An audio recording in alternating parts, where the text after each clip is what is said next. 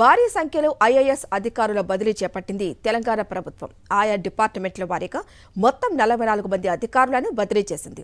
పలువురు అధికారులకు ప్రమోషన్ లభించగా మరికొంతమందికి డిమోషన్ ఇచ్చింది సర్కార్. త్వరలో మరిన్ని మార్పులు చేపట్టబోతోంది. పాలనపై పట్టు సాధించే దిశగా తమ మార్కు చూపించుకోవాలనే ఉద్దేశంతో రేవంత్ సర్కార్ భారీగా సీనియర్ ఐఏఎస్ అధికారుల బదిలీలు చేపట్టింది. ఆయా శాఖల నుంచి కీలక అధికారులను ట్రాన్స్ఫర్ చేసింది. మొత్తం 44 మంది అధికారులను బదిలీ చేయటమే కాకుండా శాఖల మార్పులు కూడా చేసింది. పశుసంవర్ధక శాఖ ముఖ్య కార్యదర్శిగా సవ్యసాచి ఘోష్ను నియమించగా కార్మిక ఉపాధి శిక్షణ శాఖ ముఖ్య కార్యదర్శిగా సంజయ్ కుమార్ కు పోస్టింగ్ ఇచ్చింది. పర్యాటక క్రీడల శాఖ ముఖ్య కార్యదర్శిగా వాణిప్రసాద్, చేనేత హస్తకళల ముఖ్య కార్యదర్శిగా శైలజ రామయ్యకు పోస్టింగ్ ఇచ్చింది ప్రభుత్వం. హ్యాండ్లూమ్స్ టీజీసీఓ హ్యాండ్ క్రాఫ్ట్స్ ఎండీగా శైలజకు అదనపు బాధ్యతలు అప్పగించింది. అటవీ పర్యావరణ శాఖల చీఫ్ సెక్రటరీగా బాధ్యతలతో పాటు టీపీటీఆర్ఏ డీజీగా అహ్మద్ నదీం కు అదనపు బాధ్యతలు అప్పగించింది సర్కార్.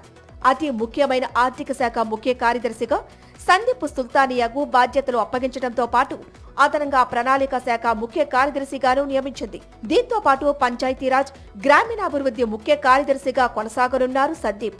ఇక ఇప్పటి వరకు విద్యుత్ శాఖ బాధ్యతలో ఉన్న రిజ్విని కమర్షియల్ ట్యాక్స్ ఎక్సైజ్ ముఖ్య కార్యదర్శిగా నియమించింది. హైదరాబాద్ వాటర్ బోర్డు ఎండీగా ఉన్న సుదర్శన రెడ్డికి జీఏడీ ముఖ్య కార్యదర్శిగా బాధ్యతలు అప్పగించారు. హౌసింగ్ రిజిస్ట్రేషన్లు స్టాంపుల శాఖ చీఫ్ సెక్రటరీగా జ్యోతి బుద్ధప్రసాద్, స్పోర్ట్స్ అథారిటీ ఎండీగా సోనీ బాలాదేవిని నియమించింది ప్రభుత్వం.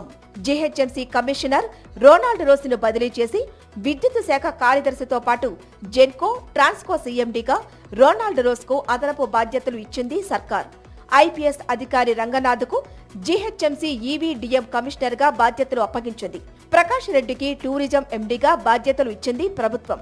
స్కూల్ ఎడ్యుకేషన్ కమిషనర్ గా ఉన్న దేవసేనను విద్యాశాఖ టెక్నికల్ ఎడ్యుకేషన్ కమిషనర్ గా బదిలీ చేసింది. ఎలక్షన్ కమిషన్ లో జాయింట్ సీఈఓగా ఉన్న సర్ఫరాజ్ అహ్మద్ కు హెచ్ఎండిఏ కమిషనర్ గా కీలక బాధ్యతలు ఇచ్చింది. సెర్చ్ సీఈఓగా ఉన్న దివ్యకు ప్రజావాణి నోడల్ అధికారిగా అదనపు బాధ్యతలు అప్పగించింది. మూసీ రివర్ బోర్డు ఎండీగా ఉన్న ఆమ్రాపాలికి జీహెచ్ఎంసీ కమిషనర్ గా కీలక బాధ్యతలు అప్పగించింది ప్రభుత్వం. రోడ్డు భవనాల శాఖ ప్రత్యేక కార్యదర్శిగా హరిచందన, ఎస్సీ గురుకులాల కార్యదర్శిగా అలక వర్షిణిని నియమించింది. గృహ నిర్మాణ శాఖ స్పెషల్ సీఎస్ గా బీపీ గౌతమ్ ను నియమించగా పురపాలక శాఖ డైరెక్టర్ గా అదనపు బాధ్యతలు చేపట్టాలని ఆదేశించింది. ఉపాధి శిక్షణ శాఖల డైరెక్టర్ గా కృష్ణ ఆదిత్యకు అదనపు బాధ్యతలు అప్పగించగా జలమండలి ఎండీగా K Ashok Reddy, GHMC Khairatabad zonal commissioner గా అనురాగ్ జయంతిని నియమించింది.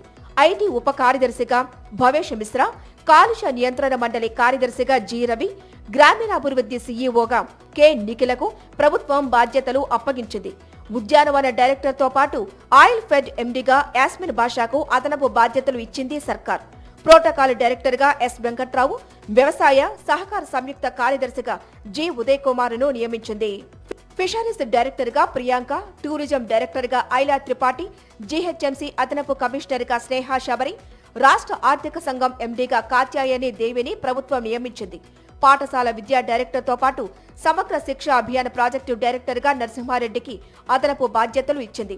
వైద్య సేవలు మౌలిక సదుపాయాల అభివృద్ధి సంస్థ ఎండీగా సహదేవరావుకు బాధ్యతలు ఇచ్చింది. మరికొంతమందిని వివిధ శాఖల్లో సర్దుబాటు చేసింది ప్రభుత్వం. ఇప్పటికీ కొన్ని శాఖలకు సంబంధించి అధికారులను బదిలీ చేయగా మరో 2-3 రోజుల్లో మరిన్ని శాఖల్లో మార్పులు చేయనున్నట్టు ప్రభుత్వ వర్గాలు చెబుతున్నాయి. ఈ బదిలీలతో పాలన మరింత స్పీడ్గా సాగుతుందనే యోచనలో సర్కారు ఉన్నట్టు తెలుస్తోంది.